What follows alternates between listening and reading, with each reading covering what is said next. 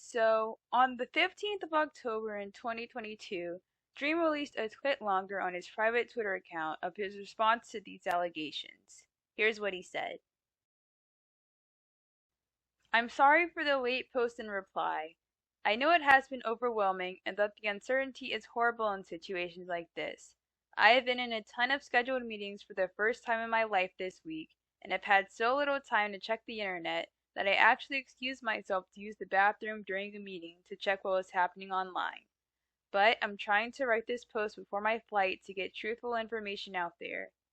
I'm going to be extremely specific and straightforward as it is a sensitive topic that I am taking seriously, and clarify on what's true and what isn't. The best thing I can do, and what I want to do, is always be 100% transparent when it comes to something as important as this. Yesterday, a thread was posted that had screenshots of Twitter DMs from me from 2020. I believe these DMs are real. In these DMs, there are no inappropriate comments whatsoever. It was just friendly conversation. In these screenshots, them being 18 years old is mentioned in their bio, and I also very clearly asked them for their age. I did not act inappropriately with this person, and any attempt to equate these messages to grooming is not only disgusting, but is insulting to victims who actually experience grooming and still have trauma as a result. Part of this thread includes cringy flirt text messages, again, when they were 18, that were supposedly from me, because it says that it is from their contacts when they go to my TikTok. This is impossible, since I use a Google Voice number on my TikTok account, which doesn't have the ability to iMessage. The other information is false, and this has unfortunately blown up into something that it simply isn't. Regardless, she was 18 years old and had 18 publicly available in her Twitter bio. The second thread had Instagram DMs from me, again, having friendly, normal conversation and nothing inappropriate. I believe these messages are real as well. Once again, she was 18 years old, says she was 18 years old, and even had a boyfriend while she was being friendly with me. This being warped into me being a groomer, and the fact that she is and was 18 is scary and sad, and a huge reason as to why it is so hard to interact one-on-one with anybody online as a creator, especially people from within your communities. I did not engage inappropriately with her, and anything saying otherwise is completely false. As far as I have seen, she was involved with leaked twit, and so was the first poster's boyfriend, which seems to be a trend in situations like these. But it's mostly been contained to their side of the internet other than during big moments like the face reveal or major streams/events. Having such a deep obsession towards someone to look deeply into their family, friends, and personal life, or making up relationships or friendships in your head, is one of the biggest reasons parasocial relationships can become so dangerous. It's also one of the reasons why creators need to be as responsible as they can be and be careful when they interact with anybody. I have always done my absolute best to make sure that no one is ever uncomfortable with the way that I treat them, publicly or privately, and make an effort to make amends if I ever do something that someone doesn't like. I have also always made sure to have someone else have access to my public Snapchat, and in 2020, had them completely run the account while sending me art and cool messages before discontinuing it for a while. As for why I think this is happening now, I recently made the decision to not use my old Snapchat and to make a new Snapchat that I only have the people that I am actually friends with and actively talk to on. And this seems to have potentially struck a chord with people that I just casually talk with for not talking to them anymore. One of the reasons I made this decision is because someone I knew when I was first making content completely lied about how close we were and used friendly DMs to tie into their unhealthy fantasy. I have almost completely stopped replying to DMs from fans, random people, and old friends due to situations like this and out of fear from stuff that has happened in the past to my friends and those close to me. My team has had access to my social accounts from as long as I could remember in an effort to always stay on the side of caution given the size of my platform and inevitable, falsely spread situations like this. This has all become so much more real and scary now that my face is out there for people to see, and I needed to address this all. I will also, based on your advice, pursue legal action towards people using my name to spread disinformation or those that are misrepresenting facts, lying, faking things, or falsely abusing my name and image. My heart goes out to actual victims of pedophilia and grooming, and again, I'm extremely sorry that it took as long as it did for me to reply. I wanted to make sure I included everything.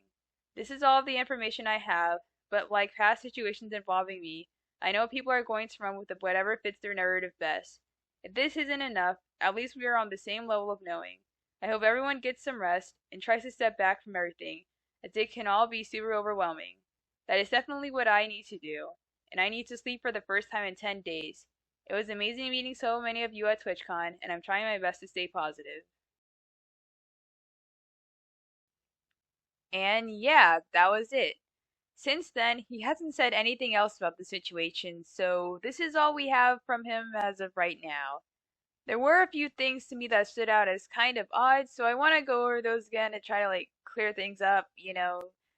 So the first thread he mentioned was the one Anastasia made where he said that he believed that the DMs were real.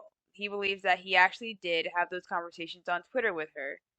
He goes on to say that she was 18 because, according to him, that's what was shown in her bio in the screenshots, and he asked for her age, and that's presumably what he was told. Though, if we look through said Twitter DMs, we can see clearly that when Dream asked if she was 18, Anastasia said that she would be 18 soon, not 18 yet. So, him saying he believes the DMs to be real, while the DMs show her telling him that she wasn't 18, despite him saying that she was, is kind of strange. And to add on to that, I have not found any screenshots that have been posted that have shown Anastasia even having 18 in her Twitter bio during their alleged time of interaction. He then mentions the flirting text messages, called them cringy, but said they weren't his, even though Anastasia provided a screenshot of Dream's TikTok account saying that he was from her contacts. Because, according to him, his TikTok account's Google Voice number can't iMessage apparently. Despite this, he emphasizes that she was 18 when these texts were happening, even though she wasn't. And I don't really know why exactly. I don't know. I just don't get why he'd feel the need to emphasize her being of legal age if he claims he wasn't even the one to send her those messages in the first place, you know? If the DMs weren't from him, I don't see it mattering if she was 18 or not. I could just be misinterpreting this, but I don't know, it just doesn't make sense to me. And then he goes on to say that she was 18 again. And why do you need to say this 5 times? What is going on? Once again, she was not 18 and told him that. And I will keep saying this every time he tries to say otherwise. Then he moves on to Amanda's thread, says he believes the Instagram DMs are real also, and calls the conversations friendly, normal, and not inappropriate.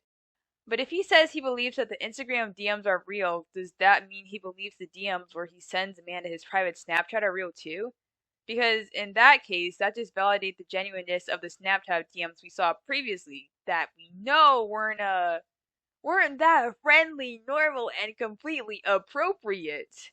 He says Amanda told him she was 18 when they were DMing each other, which, once again, could still be considered as grooming regardless, as shown by the pattern, and that grooming can happen to anyone at any age.